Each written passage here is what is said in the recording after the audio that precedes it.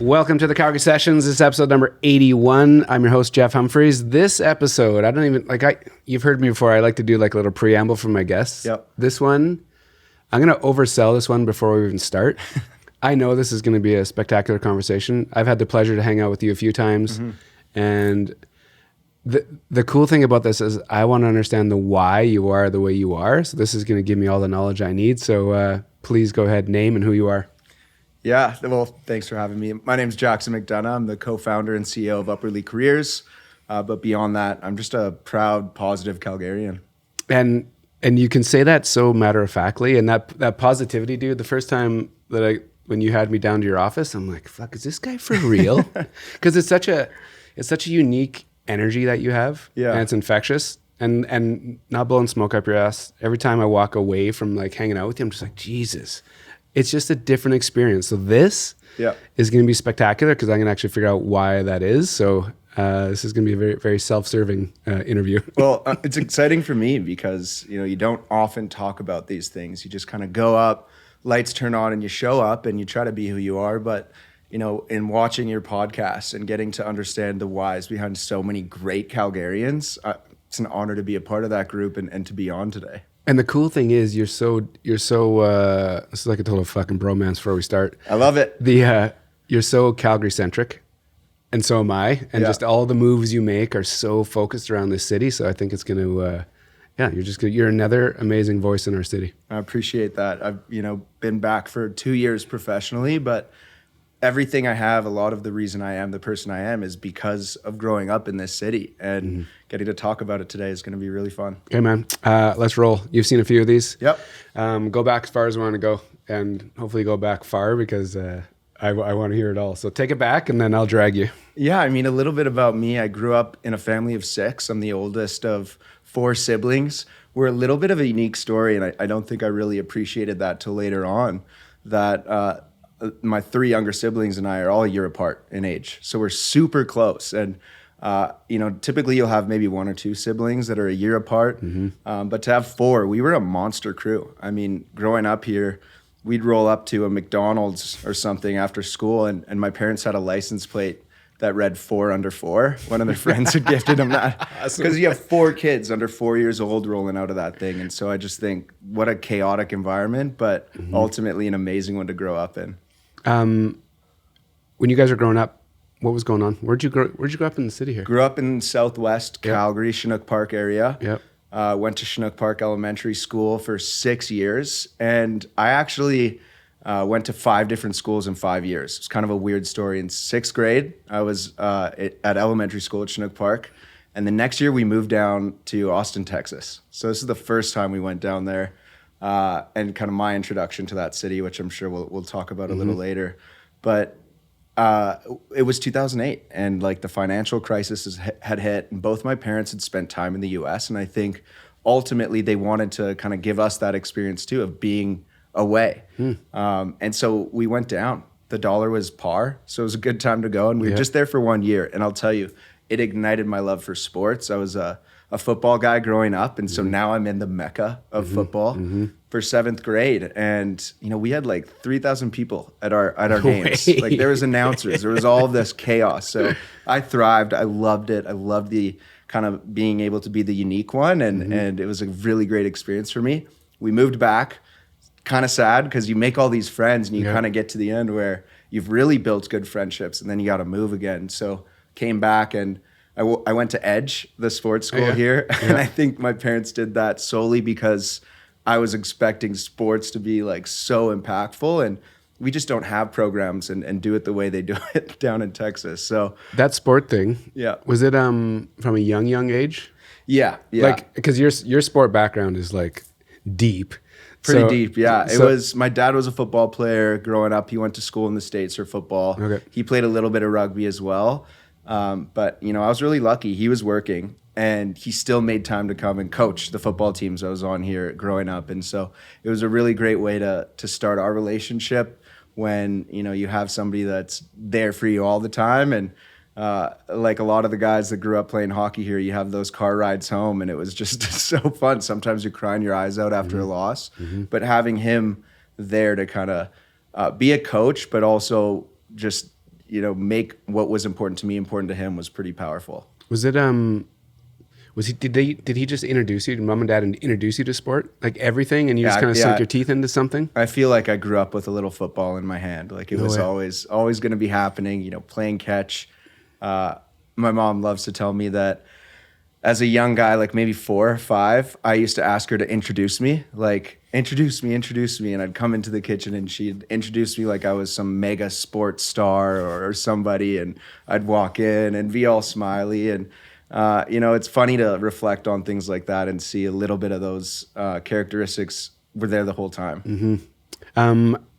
So you get to Edge. Yeah. You're sport, and it's a sports school. Yeah. But you had this wild experience in the States that you're just like, yeah. You had 3,000 people watching you as a youngster play. Yeah, I remember showing up and they didn't have a football program, but they had a program called Flex. And so you'd kind of have coaches create a program that weren't affiliated with the school. And so while everyone went and did their sports, it was a lot of hockey. Mm-hmm. Then I would go and be like working out in the gym or like running a drill with like maybe a gym teacher that was kind of facilitating. So it was different. Yep. And, at that age, everybody is wanting to be kind of fitting in with the group, right? We all have no idea what we're doing. We all want to kind of feel like we're in. And I definitely was on the outside, being a football guy to the hockey guys. So it was an interesting year. I ended up switching halfway through to golf because I saw the golf kids getting to go and golf for half the day, and I just thought that would be more fun than being in the gym by myself. And so I had a great end of the year there, just playing golf and going to school. And the next year went to El Boya for grade 9. So back closer to home, didn't have to do the long bus ride out every morning. And the following year, Western High School. Down the street. Yep, just down the street from here. The bouncing around. Have you always had the ability to kind of like just be a part of groups? Like right now I feel you can go anywhere, stand anywhere and be very comfortable. Yeah. When you're growing up and bouncing around that much, was it a skill or did you have to figure it out? Had to figure it out, and it started when I got to Texas as like this Canadian. You're being asked what it's like to have a polar bear, or like how do you live in an igloo. Like you kind of are just on the outside, and I always made inward roots, but it wasn't easy, right? I had to learn kind of how to overcome that, and you could feel really alone. You can feel intimidated. It can be really stressful. But because it was year after year, I started for sure to get better at that and to certainly be more comfortable, being in a position where I'm coming into established friend groups or an established group. And, I feel very lucky that I got that experience growing up. But I still stay, really loyal to my roots. 2 of my best friends, 3 of my best friends in the world are the 3 kids that I grew up with since grade 1. And we're all in different places in the world, but it's pretty cool to have friends from basically day one staying loyal and true, and it's something I really appreciate. Is I don't care how you met or who you are or what you believe in. I love people, and I think that's a skill that I've been able to appreciate and realize that maybe not everybody is like that, but it's just because that's how I grew up. So when you get to Western, what grade is that? 10th grade. Okay, so you're starting like high school at Western. Yep. Things start happening now? Like, are you finding your stride? Are you playing football? Like, where are you at? Yeah, so this is where football kind of started to become a little bit secondary to rugby for me. It's when I really first started playing rugby. At Western, our football program was, it was more like everybody plays, like we're just there to kind of participate and have a fun time. And I wanted to compete and win. And I used to get so frustrated all the time because it was more like this was a fun experience for everyone to have. And I think winning is pretty fun. So I remember a rugby coach was watching one of the games and just came up to me after and said, "Hey, you should consider playing rugby." And that really set me down an amazing path. I started playing that first year. I got to bring all my friends out. All of them were fresh to rugby too. And we had an amazing time. I think in 3 years at that school, we lost 1 game. No way. And it was a close game. But isn't it crazy you remember like... Oh yeah, dude, the glory days.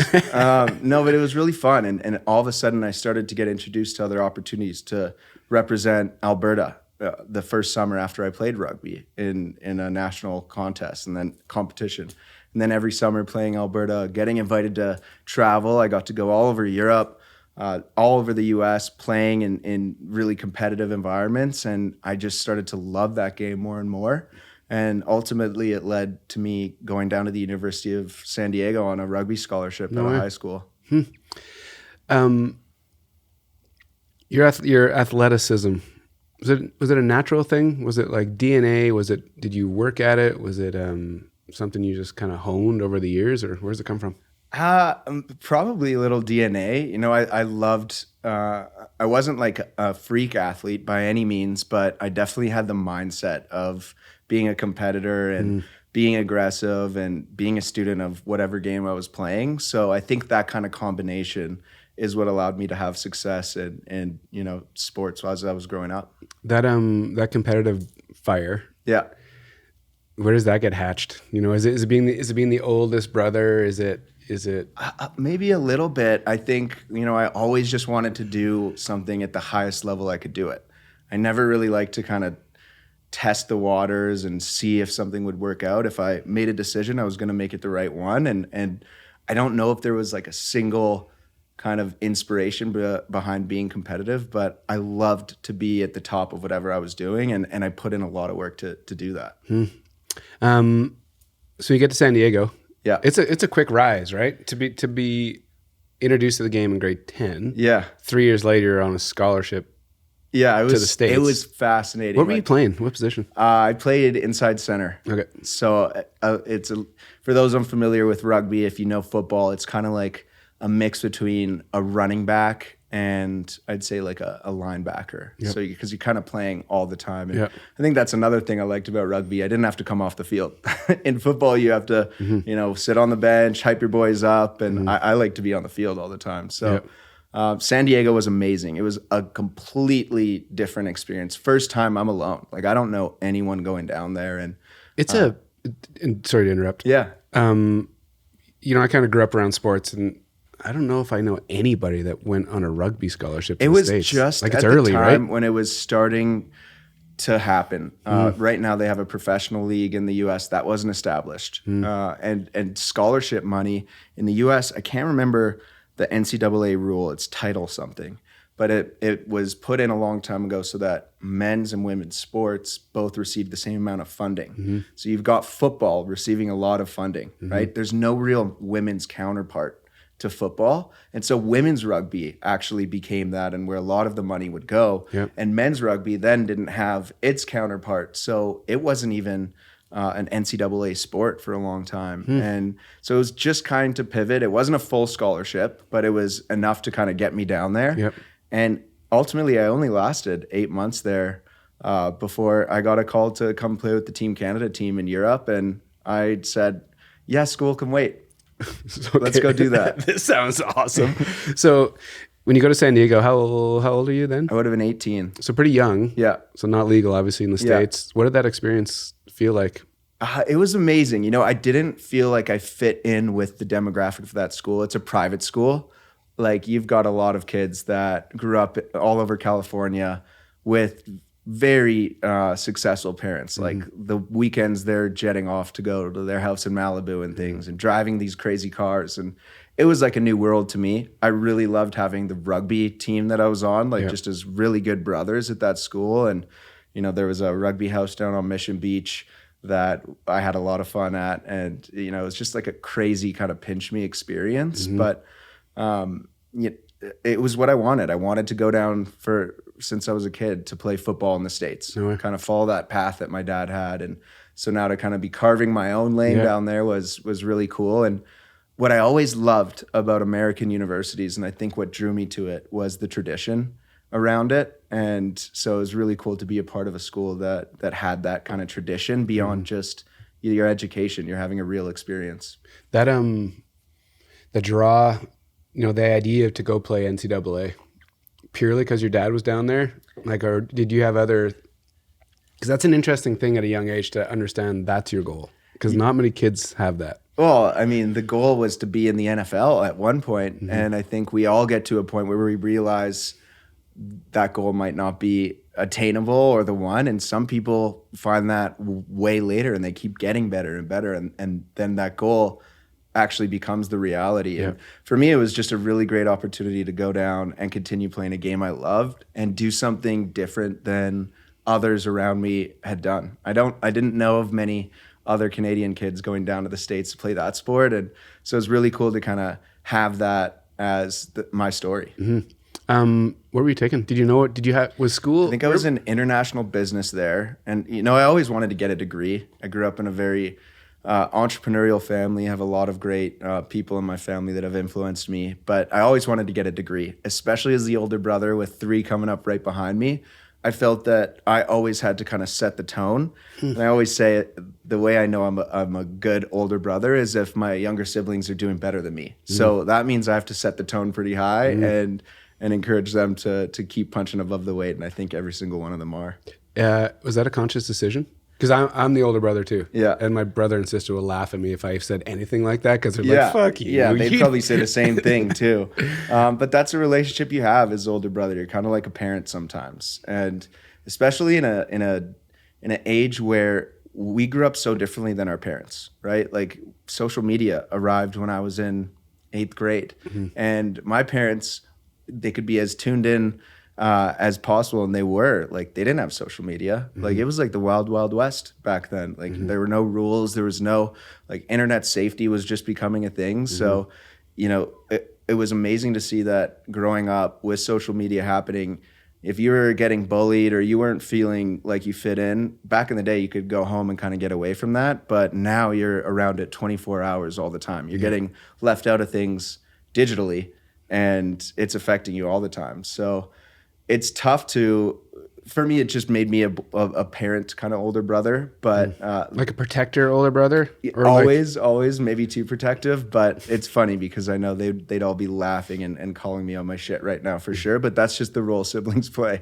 Totally keep you honest. Oh yeah. Yeah. So the school piece, did you know, like, you knew you wanted a degree when you went to San Diego? Did you know exactly what you were going to do then, or were you just like not taking really basics? Like I always thought entrepreneurial, being an entrepreneur or starting a business was kind of the path I would go down. My family in this city, I'm a 4th generation entrepreneur. So at every level that I know, there was somebody starting a business in my family line here. And so that was definitely a little bit natural and kind of the path I saw. Yep. But an opportunity to put the maple leaf on my chest. It was for the like U19 team over there, but it was still like, you're gonna go over to Europe and play with the maple leaf on your chest. Yeah, school can wait. So you finish your 2nd semester and you get the call? It was the end of my 1st semester. Okay. And so I kind of was like, got back for 2nd semester and then was like, yeah, I'm gonna go do this. So pause on school. Yeah. And so you're gonna go play at the U19 Canadian national team. Yeah. Is this like a touring team, or what is it? Yeah, we toured. We were in Romania, and so we played, I think, 3 games over there.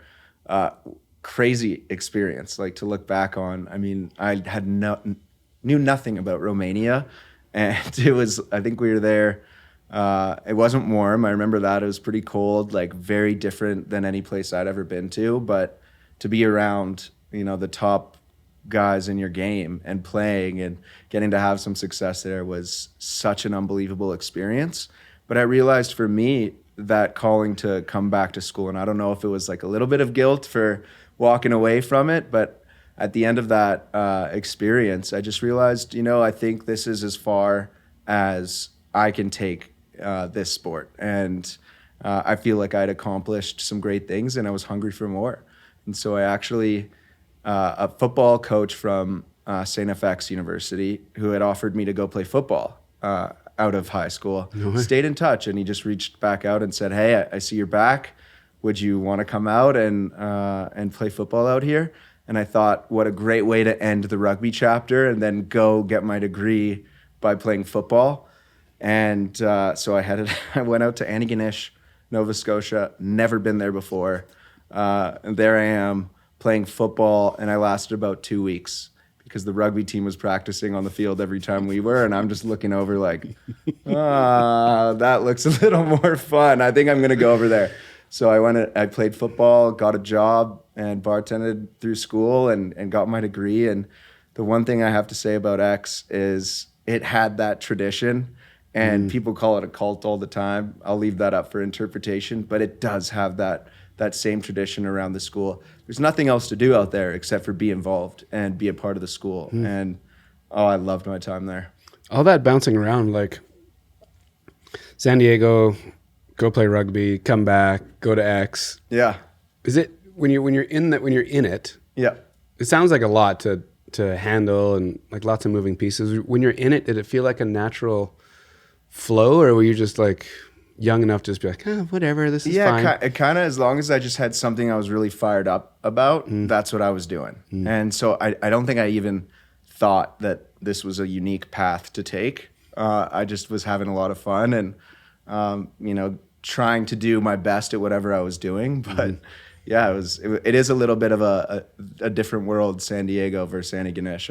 I can say that. So when you get to X, is the entrepreneurial thing on your brain? Like, are you trying to pick school based on that idea? Yeah. I mean, school for me was something that I just wanted to get done. Like I really believed that getting my degree was then going to give me the opportunities to go get started and get exposed to something. I remember in my second year at X, you go through, I was a business student, and then you go through there's these presentations from all the different faculties, so you can choose your major.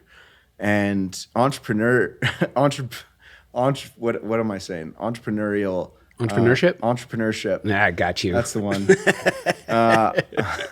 Wow. Entrepreneurship was one of the majors you could take. And there was finance and all the other ones. I chose finance.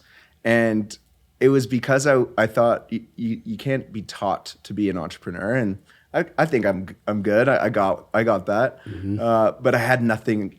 I couldn't tell you anything about finance. And so I just thought I would be smarter as an entrepreneur if I took finance as my major. And I hated it. Like, I got through it, but everyone was going for their CFA in that major. And for me, it was just like, okay, I've got this finance degree. I don't want to go into finance after, but I got it done. Looking back, it probably would have been a good thing to go into entrepreneurship as a major, considering that it's a little more relevant. But that was my mindset going in. When you were done with it, yeah, like that check the box idea, and I say it nonstop on the show of how much I couldn't do school, wasn't good at it, didn't like it. Yeah, that drive that you needed it. What was it? Like, was it just like validation? Was it understanding how to learn? Like, what was it that you really? Well, I think that was the model of success that a lot of us were shown. Like, you're successful if you get your degree. Right. That, I think a lot of people had that pressure on them, whether their parents had gotten a degree or not. Yeah. That was really viewed. It wasn't quite the time where, there's different ways to learn. There's different pathways. There were, but they just weren't as mainstream, especially growing up. Like, you kind of think about, okay, you get a degree, you kind of have a family or buy a home by 30. Like, those were kind of the milestones that, for whatever reason, I think a lot of us thought were kind of the benchmarks. Yep. If you're looking at, what your life looks like. Yep. And it's funny now to think that that's not the case. You touched on it, like the pressure from mom and dad. Is there out of all, the journey till now, is there any like strong suggestions on where to go, or are they just kind of supporting you at every turn? So supportive. Never felt like overpressured by them, but just so supported. And I'm very lucky to have had that. I recognize that. I had a lot of luck in how I was raised and the love that I was shown and the support I was shown. And for me, it's really an internal drive to do right by that. I was given opportunities, and I want to do something with those.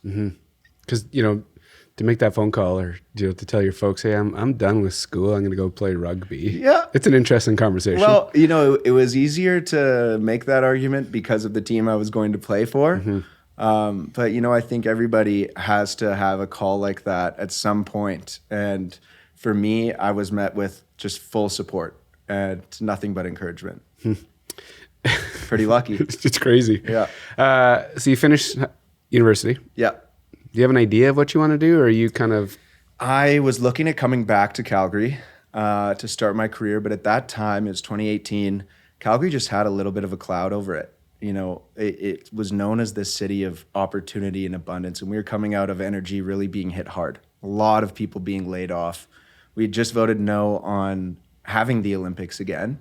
And I think tech and film and arts, while there was people doing those in our city, they weren't as all around you here or talked about. It was just, we were the one trick pony, oil and gas. And you had to know somebody to get a job. And I wanted to go to a city that felt like Calgary when my parents were choosing to come back to Calgary from their school. And I had my experience in Austin, and so it was always on the radar. And at that time, all I was hearing was how exciting of a place to be. Young people are flocking there for different opportunities. Tech is on the rise there. And I wanted to figure out a way to be a part of it. And so as a Canadian, I had to figure that out because I needed to get a visa, and an entry-level visa isn't easy to come by. So I started interviewing at companies, and I would get pretty far, but then, you're interviewing alongside Americans who, from a hiring manager perspective, it's a little bit easier to go down the hiring path. Yep. And because I was Canadian, it would be more work. So after like the third or fourth kind of getting to that later stage and being told that, instead of getting discouraged, I just went and built my own visa application and got it done so that the next interview I had with a really cool company down there, I just said from the start, as a Canadian, I want you to know the only extra work you're going to have to put in is sending this application to your legal team, and there's no extra work. So I hope you can treat me as just the same as anyone else. And that worked. So I got an opportunity, and off I went down to Austin, Texas to start my career. What was the role? It was entry-level sales for a software company called Medallia. They did customer experience software. So, when you think about, let's say WestJet as an example, you have an experience as a customer, whether it's good or bad, there's a lot of different places you can leave that feedback. Online, on a call center, you can text, you can do a survey. And they came up with a software to centralize all of that feedback across the omni-channel so that decision makers in an organization at whatever level could pump the voice of their customer into the decisions that they were making. And it was a really cool experience to go through. I mean, you think about tech and you have those cool offices. There's dogs in the office. There's all this food. And that was the experience I got. And it was pretty amazing. I was one of the younger people they hired at the time. And over the 3 years there, they went public. We went public on the New York Stock Exchange. So really cool to see kind of at a ground level how you get there, like all the leadership meetings and what you're being told at these all-hand meetings about the goal, then accomplishing the goal, and then how it changes after. It was a really cool experience for me to have as a young guy. And I started at entry level and worked my way up to a director there by the end. It's so, it seems so obscure. Like it doesn't make any sense. Well, graduating out east and deciding that Austin's could potentially be a home base for a while. Yeah. And, to want to be in the tech world, to start off as like a junior sales, like it just seems like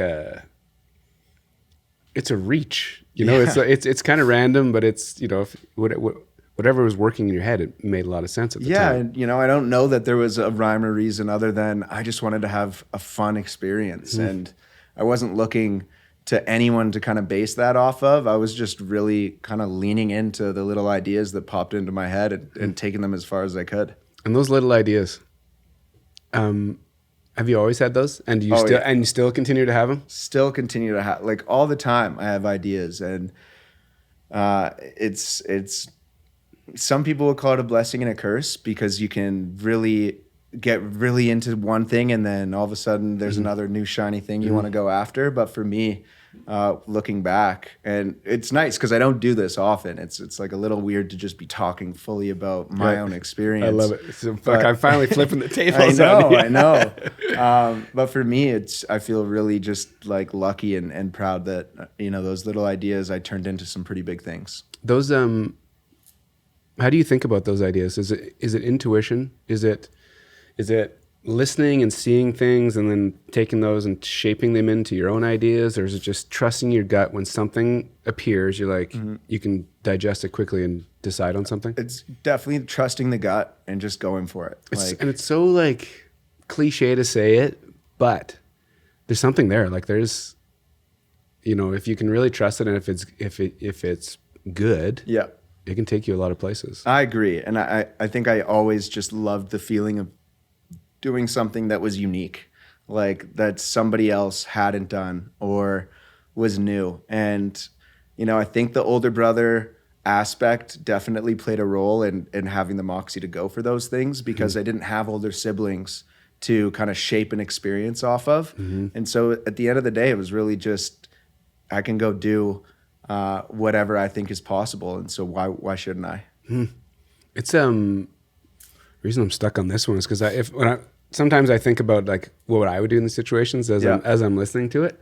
I'm like, I don't think I would have the courage or interest to go like, I don't bounce around. Like I've been in Calgary my entire life, lived in Toronto for like 11 months and that's it. Right. So the idea of like listening to you as you hear what I'm jumping on, like you're bouncing to San Diego, you're playing rugby, you're going to X, you're going to Austin, like all those little things. Right. It's kind of like concerning for me. I'm like, oh, that'd be awkward. No, but I actually think, and what I know about you, Jeff, you're actually more similar maybe than different there. I mean, to have the moxie to go and build something like this show even, right? Yeah. Like where other people would be like, I don't know, there's always the doubters, right? And you still did it. Whether when you went to Toronto, you still did it. Yeah. And then you still chose to come back. So I think those things are more similar than you might think. Yeah,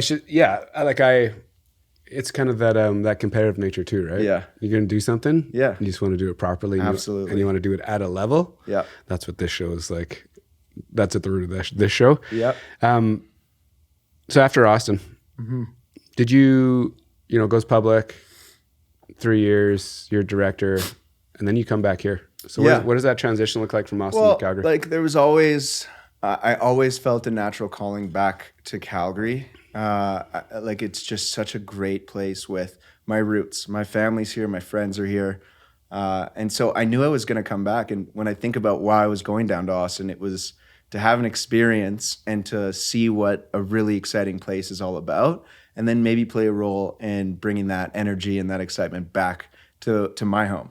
Was that like a conscious thought? Yeah, that was from the beginning going down there. Like I need to figure out what they're doing so well so that I can think of something to come back to Calgary and bring. And that was an aware thought that I spoke about very out loud to a lot of people when they were wondering why I was going down to Austin. So it was kind of cool. A little scary when I realized here I am 3 years later, and that moment is kind of happening now. Like it's time to lean back into that. I had an opportunity to stay down there and continue to go with that business. And I would have been great down there. I was at a really high level, but I was also a young dude with a little bit of money in my pocket that now I could go and start something at a time where the risk to reward is the most optimal it could probably ever be. I don't have a family to consider. I'm just a single guy. I just have to do what's right for me and put myself in a situation to learn and get better and fail ultimately. So I remember thinking about joining, doing Upwardly, and it was just, why not? Like if it fails, I'd still be young enough to go after and do anything I wanted to. So that was all the reason I needed.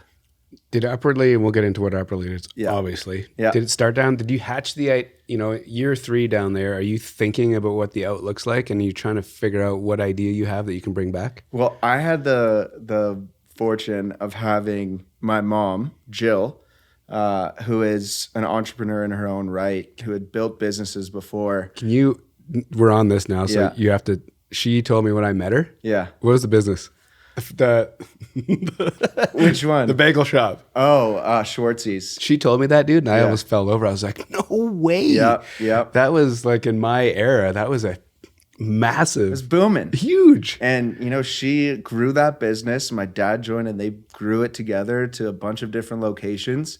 And she made the decision to sell it off and raise her kids. And thank God, because that's why I'm sitting here at this table right there. That as a woman, I'm a man, so I can't understand that. But as a woman, to make that decision and put your career on the line, and to stop it and to say it's actually more important that I'm there for my kids. I think it's different for every woman, and there's no right or wrong decision. But I'm really proud that she made that one for me, and I know all my siblings would say the same thing. Yeah, when she told me that, I was like, yeah, they were rocking. They were rocking. It's a certain generation that actually knows that name. Yeah. I don't like, and so, and you got to be kind of born and raised here a little bit to really understand it. Yeah. But she told me, and I was like, no way. Yeah. It's unbelievable. Yeah, I know. I keep trying to tell her, let's do a pop-up. Like, let's just bring it back over Stampede. Let's do a little trailer there and see how it would go. But, that kind of influence is what I grew up around. And so when I was in Austin and my youngest sister was moving out of the house, I think Jill was ready to tap back into that entrepreneurial spirit. And so for, over a year, we just had really cool conversations about different businesses and different ideas. And ultimately, Upwardly came from the endless news cycle we were getting out of Calgary of young people flocking from the city for the first time. There's never been a time when more young people are leaving than they're coming in. Yeah.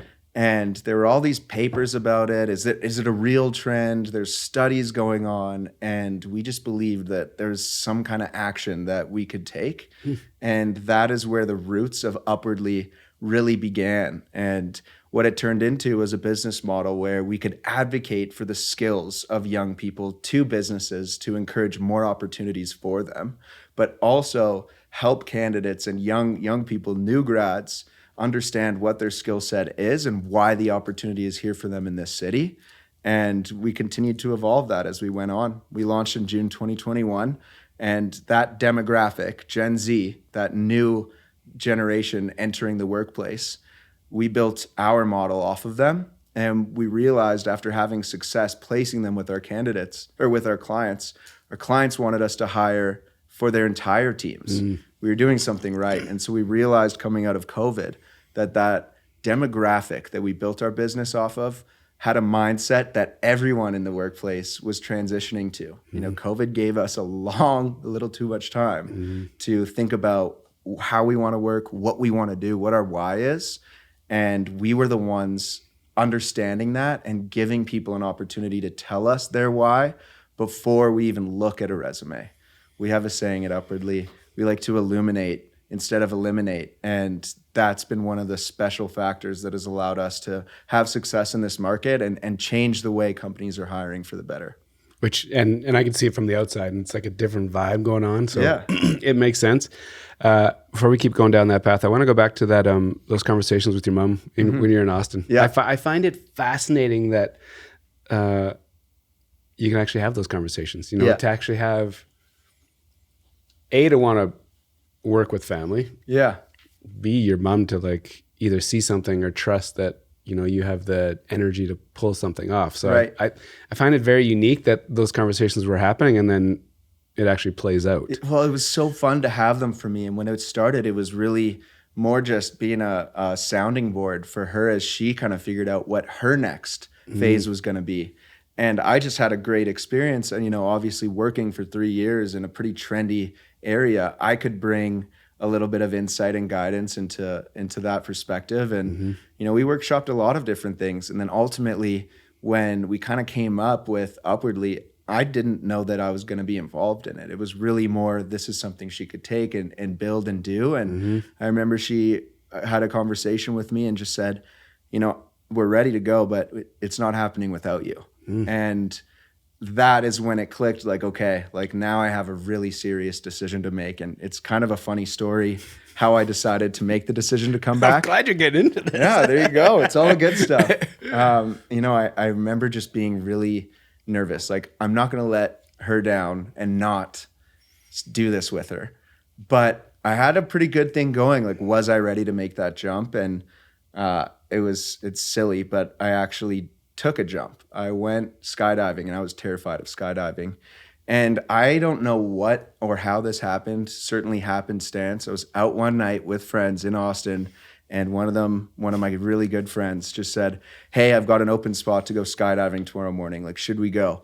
Meanwhile, I'm dealing with a little bit of anxiety and stress of leaving my friends, making this big jump. Like, there was a lot of pressure on my shoulders. And am I going to make this decision to go or stay here? Like, I don't know.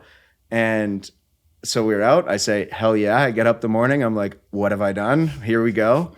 And, absolutely terrified, getting up there and jumping. And as soon as I jumped, like, I just had the biggest smile. And by the time I landed and my feet touched the ground, I was more confident than ever that we were going to start upwardly and we were going to do some good things.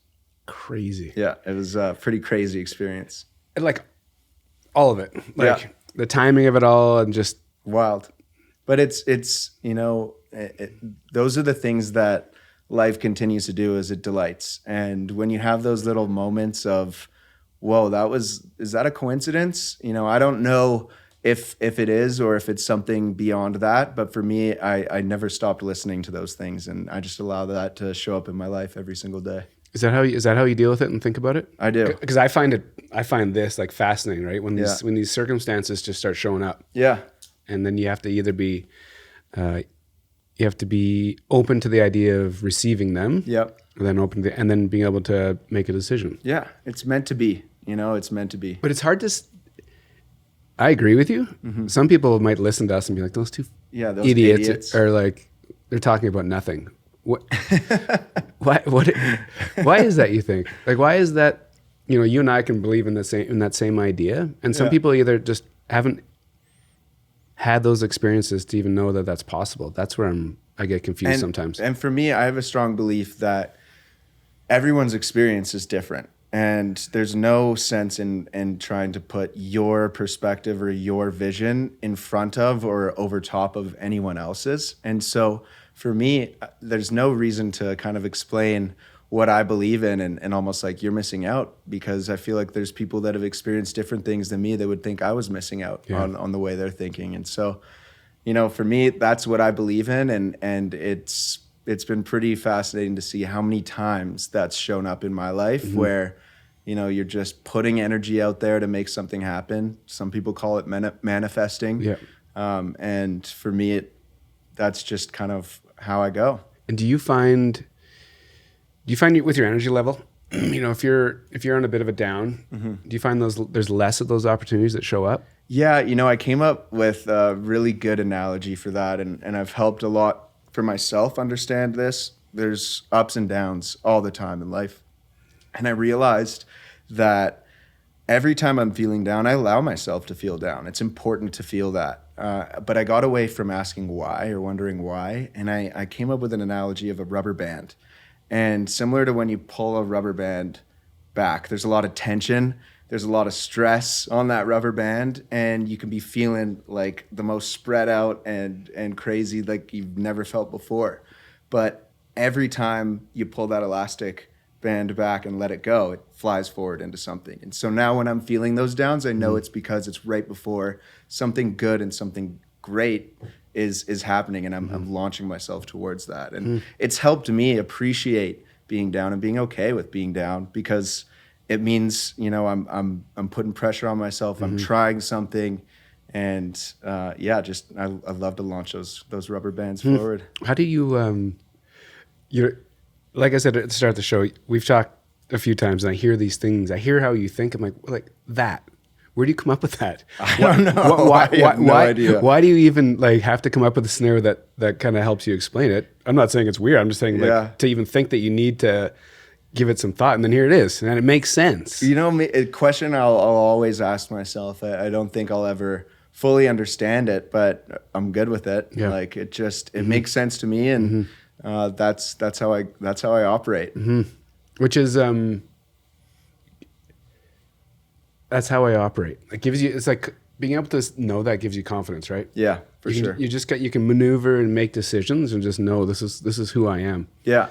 Where does that come from? Have you always, is that like through and through? Is that sport? Is that like family? Where is that? Oh, I think a lot of life experience, and like I didn't always have that. I struggled a lot with wondering why I was the way I was, or why does this bother me, or why does this bug me, or why, that was growing up. But especially being in Austin and coming back, those things started to make more sense. And, I have conversations with friends that are going through things. And when we're kind of looking back, I start to realize that the things I used to wonder, why am I like that, are like, those are the same traits I have today. Mm-hmm. And while I didn't understand them back then, mm-hmm. now I do. Mm-hmm. And at every stage of my life, those things that define who I am have been there. Yep. I just wasn't as comfortable with them. Mm-hmm. And now I am. And I'm leaning in fully to that and allowing what shows up to show up.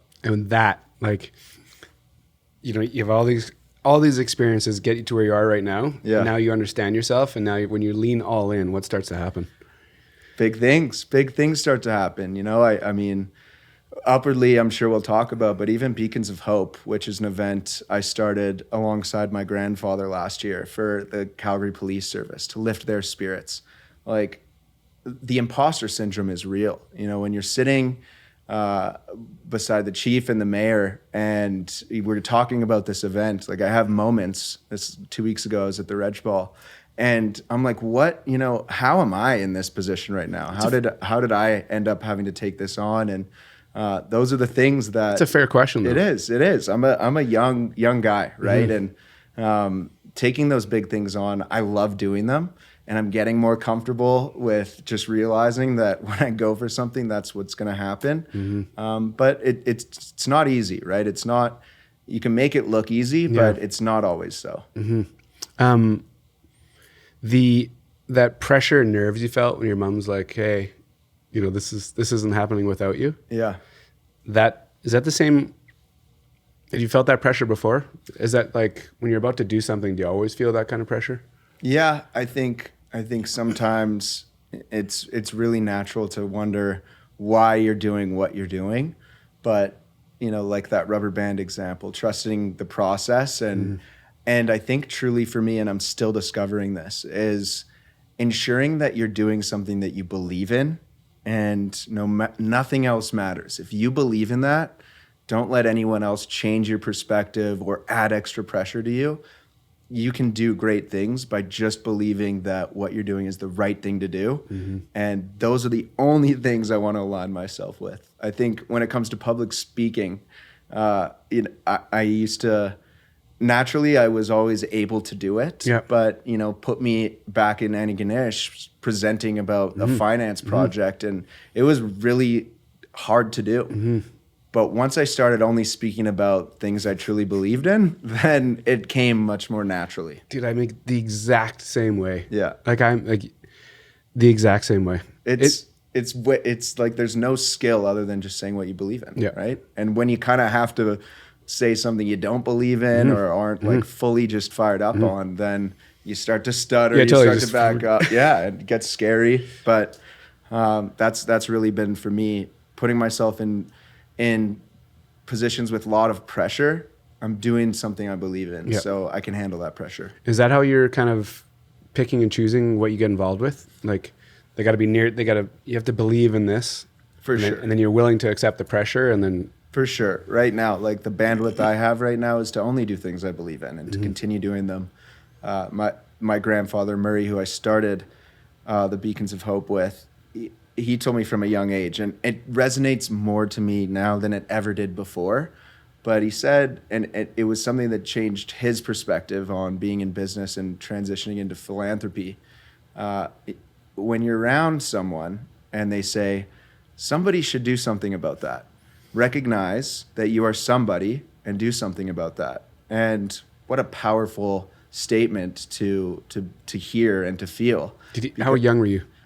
I would have been 13, and 12. And you were like, and then you hear it again, like every year, all of that. And, I've had the pleasure of seeing him speak at charity events or recently he's been getting a lot of great recognition and well-deserved for a lot of the philanthropic work he's been doing in the community. And it's something he says, and I just feel it right in my core. Like that's such a great perspective to have. And I know that it'll continue to line me up in front of things that will be really good.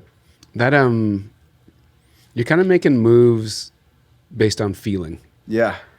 It's kind of vague, right? It's kind of there's no real like Okay. Do you have a 5-year plan? No. Which is, I'm glad you said no. Yeah. Because I feel like, and me neither, man. I'm not making. Yeah. I don't have one. I don't have one either. Yeah. But when you're making moves by feel, I feel like it's tough to look that far out. I mean, I have a mindset of where I'd want to be. I couldn't tell you what I'm going to be doing or where I'm going to be or what it's going to look like, but I know how I want to feel. And that's very similar to what I'm feeling right now. I want to feel happy. I want to have great people around me, and I want to be doing things that I believe in. Yeah. And whatever that looks like, we'll see. But if that's the mindset I'm in 5 years, that I'd be so happy. And do you think you're able to do that because you understand your why? I think so. I think I have the fortune of being a little more self-aware at a younger age than typically people get to. And for me, like, I'm the first one to say, like, I just want to take every advantage or opportunity I've been given in my life and do something with it. That's not just for me, but for others, and to bring up others around me with that. And I'm very proud that that's something I'm doing right now. And like I said, I hope that that's what I'm doing in 5 years too. Knowing that that's what you like doing, knowing that what Upwardly is essentially that, just on steroids, because you're affecting so many people. Yeah. Did you always know that? Was that in you, like in university? Was it in you starting to show up in Austin? Did it not show up till you and your mom started talking about your... I think so. I mean, I was raised, so my dad's dad, my granddad, Terry McDonough, he passed away 6 years ago. Unbelievable man. And he was a man not of all this money, successful businessman. I didn't realize it until his funeral. And I got to speak at that funeral on behalf of his grandkids. This dude took me everywhere as a kid. Like, everywhere we went, I was brought along, introduced me to everyone. And at his funeral, there was so many people at the McInnes and Holloway on Elbow there that they had 2 rooms filled and the doors open, and every single person in that room thought Terry was their best friend. And talk about leaving an impact. There are people that can leave it through philanthropy or, you know, through creating a new product or starting a new business. This dude's impact was how he made other people feel and was there for them and showed up. And so I had that influence to drive me and to feel like that is the exact kind of person I want to be. And then on the other side with Murray, my grandfather, like going out and starting the Field of Crosses here in Calgary, which is now one of the largest ways that Canadians can show appreciation for our veterans and fallen soldiers. Like, just to go out of your way and start doing that change in the community. I think that right now, both of those guys would be pretty proud of me, but it's because of those are the shoes that I feel like I have to fill and I'll continue to fill. Is there pressure there?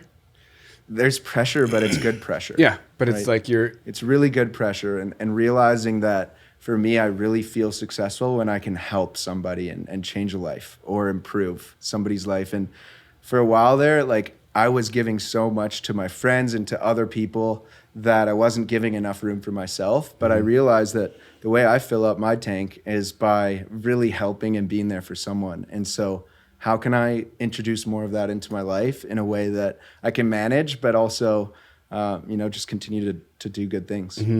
And like, when you start thinking about those things, do you actually can you actually map ideas out, or do you just start thinking about them and then opportunities start showing up? Yeah, I think they just start showing up. It started with when we started Upwardly. One of the first things we did, the mayoral election was going on, and so here we are introducing this new business, and we felt that a great way to kind of show that we are here to advocate for young professionals and young people was to invite the top 4 candidates individually to Upwardly for a happy hour and allow them to hear the perspective and voice of young professionals in this city, so that, young people could have their voice being shared with leadership in the community, but also the leaders that are running to lead this city could hear what was on the minds of young people. And those events were incredible. Even the candidates, all 4, we had Jody, we had Jeff Davison, Jeremy Farkas, and Brad Field. All of them were blown away by kind of the uniqueness of that event, we called it a happy hour. It wasn't get dressed up and go to a mayoral forum. Yeah. We partnered with local breweries, had them come in, and we had drinks, and it was just a very powerful experience. But building on that, it turned into having a conversation about what makes Calgary great. And we realized it's, the kindness, the volunteerism, maverick mentality. We like to take big things on and find a way to get them done. But if we peel that back, what allows those traits to shine through for Calgarians? And like, we live in a pretty big city, and we can live safely and securely. And so there's a lot of people that go to work every day in this city, thousands, that show up to serve their community to keep it safe and secure. And wouldn't it be the Calgary thing to do to just say, hey, thank you, appreciate you for the first time? Like, there was no opportunity to really do that. So that's how Beacons of Hope came to be. But to go back to your question, it's, these things just spiral and snowball into something, and you just gotta roll with it. You just, dude, I agree with you, like, through and through. It's just sometimes, I haven't got to the same spot as you, like, not asking the why. I still ask myself why, like. Yeah. But it's an interesting way to grow and scale. It's just like trusting. And I don't like to say trust in the process because it's so cliche, but you just like trust the direction and energy that you're receiving, that it's going to turn into something. Yeah, like if you believe it's the right thing to do it, and then just stop there, right? Like, you don't have to ask yourself any more than, is this the right thing to do? And if the answer is yes, then go for it. Yeah. One thing I wanted to get in with you is your passion, dedication for the city. Yeah. I'm like born and raised. Everything I started is like has a Calgary name to it. Calgary Soul, Calgary Sessions. It's like I'm all about this place. And talking to you and hanging out, like a lot of the moves you make is Calgary centric. It's all about this community. Where does that come from? Well, I mean, from living here and growing up and wanting to give back to the place that gave me so much. And I had so many opportunities with school, with friends. Every path I went down was because of what was here, and recognizing that that's something that's evolved over generations, like of Calgarians doing really big things to create a city that I grew up in and loved. Yeah. So I feel like it's the right thing to do now as a young Calgarian that's chosen this city as my home, to continue to lift it up. It feels like the Calgary thing to do. And I'm sure there's people like that in every single city. But for us, like, I think that's just a very unique thing about this city, is that we bring our community together to lift our community up. I mean, I think that's basically almost word for word what the Stampede is all about. Yep. And so it's just in the bloodlines of Calgary, and you don't have to have grown up here to be a Calgarian and feel and live by that energy. The one thing I did want to ask you, I've kind of missed it, that jump story. Yeah. Before you started telling it, you're like laughing. You're like, this is so ridiculous. It's crazy. But it's going to be that story, I feel like, in 30 years from now, that's just, it's going to be, it's like the story. I find it. Do you give it much thought?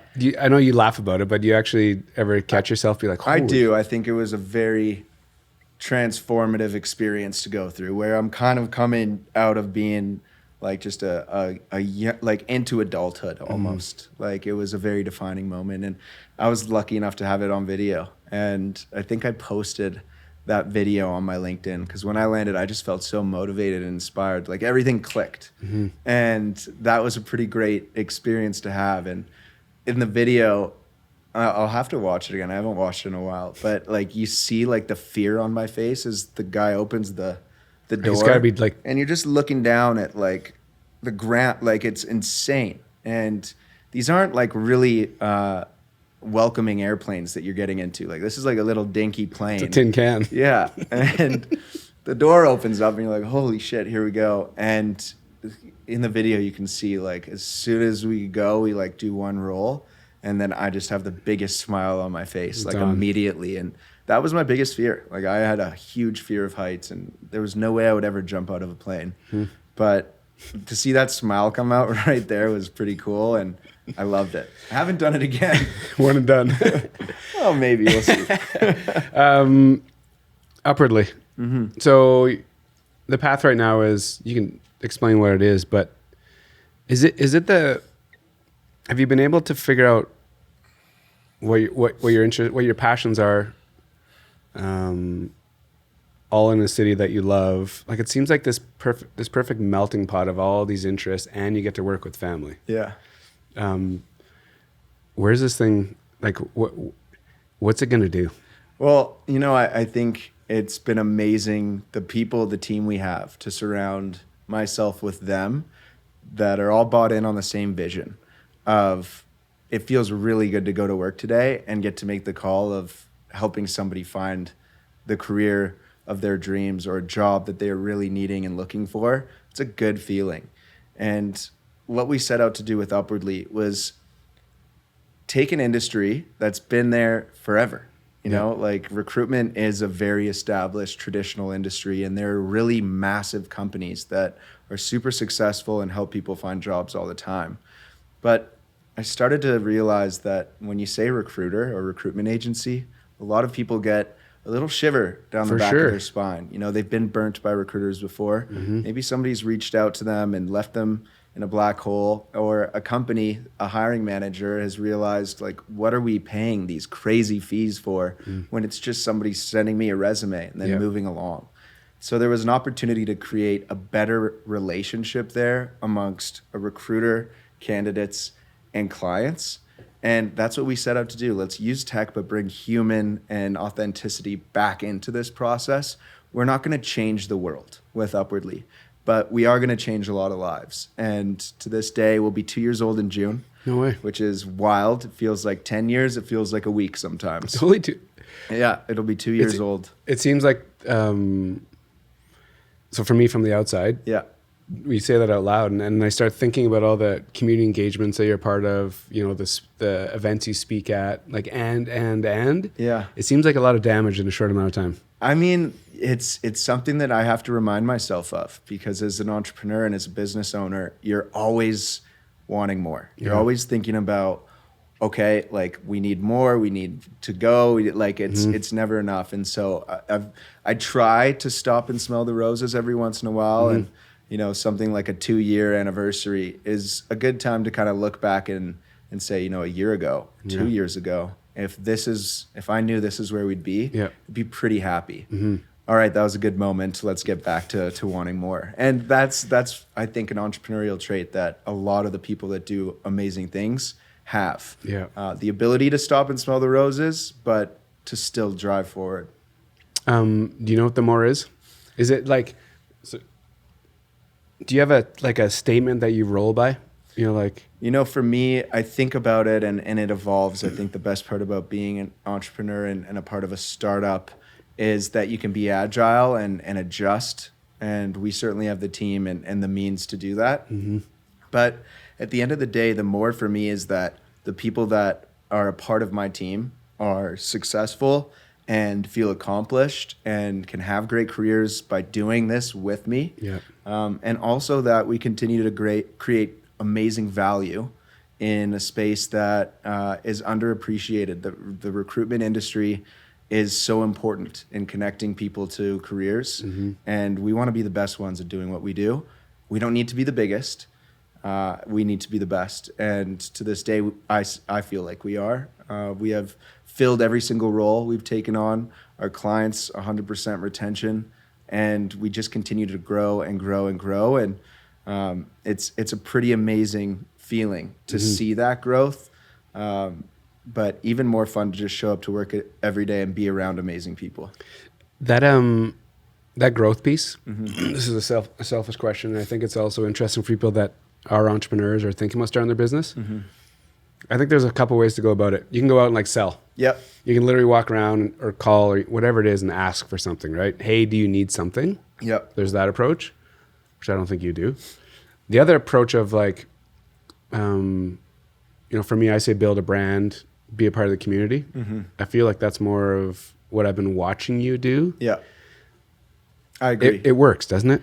It does work. I think creating value is the number one key to success. If you are creating value, especially when it's easier to perceive what that value is. For us, working with you, we're going to be telling a lot of the stories for the first time now that we're 2 years old. We realized we've been going out and advocating for our value, and that's how we bring businesses in through referrals and through selling and calling. Yep. But we also have a lot of people whose lives we've changed. We have a lot of businesses that are our biggest advocates. And so getting to have them share those stories, it's a powerful experience just to sit there and watch those videos of you had a vision when you started out your business, and to see it actually changing lives is, wow, it's pretty cool. Gets way different. Yeah, it gets real. And I feel like that community piece, like for me, so again, me watching from the outside, me watching you speak at these different gigs, watching the events that you're leading up or, co-founding, whatever word you want to use, it just gets you out there. People get to hear you. They get to see you. They get to understand what makes you tick. Yeah. That I feel like creates inbound traffic. I agree. Just like general interest, like who is this guy? What does he do? And that kind of momentum, I think is a very interesting way to start how to keep growing your business. I agree. And I'm excited that I've been able to have so many opportunities to get engaged. And I think that's a testament to this city. I don't know that if I started this business in any other city, that the opportunities to get involved and to speak and to share and to be heard and to want to be engaged with, that's like a very strong thing that our city has. We love to support really cool and innovative ideas, and we love to get involved, and we're curious. Like Calgarians are curious about what's going on. Ultimately, we're proud, and I'm proud to have started my business here. I don't know that it would have been the same. Actually, I can certainly say I do know it wouldn't have been the same if I didn't start it in Calgary. Yeah, which is the perfect segue. You know how I end these things. This has been a cool one for me because I like listening to business owners and what makes them tick and how they make their moves. Right. And listening to you just talk about the gut piece of it and just like understanding all the experiences that kind of led you to this point that kind of gives you confidence to keep going. Like it's all these soft things that I don't think get a lot of airtime in many places. Definitely not in school. Fair enough. Yeah, I agree. So that's why these are really fun. That's why I knew this one would be really cool for me, because I wanted to know what makes you tick, because the energy sphere around you is very different. And that's why I wanted to be selfish on this one and figure out what's the magic sauce. So that's where the questions were coming from today. Well, I loved it. And I think I told you that's how I met you. I reached out and just said, I listen to this show and I love what you're doing and how you do it and the stories you tell. One thing we all know as Calgarians, we all think that we need to do a better job telling the stories that are here in this city. And you are here doing that with incredible Calgarians of all walks of life, doing very incredible things that are so unique. Like, it's not everybody has the same incredible thing they're doing. And I just am so proud to be on this show right now and to have had this conversation with you. Kind of feels a little bit therapeutic sometimes, being able to talk through a lot of these things. And it's a testament to you, Jeff, putting this show on and making this happen. Yeah, man, I appreciate it. I knew you were going to be awesome, so thank you. I end it with, when I say Calgary, where's your head go? And you've touched on a few things, but go. Opportunity. Yeah. Number one. Home for sure, and all the other cliches, but opportunity. And I can leave it at that. I think everybody knows what that means. Whatever you want to do, you can do it in Calgary. And if there's something new that's never been done before, you can also do it in Calgary. So opportunity 100%. It's an exciting place to be. I love it.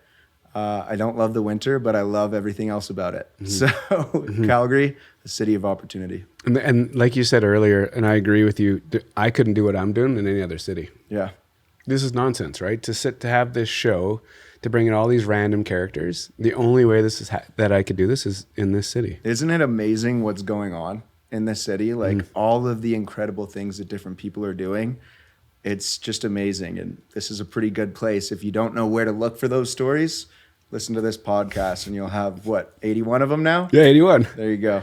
Thanks for your time, dude. Thank you. Thank you, man. I know you're coming off a back-to-back, so I appreciate it. Let's keep it rolling. Yeah, Thanks, man. Jeff. Thank you.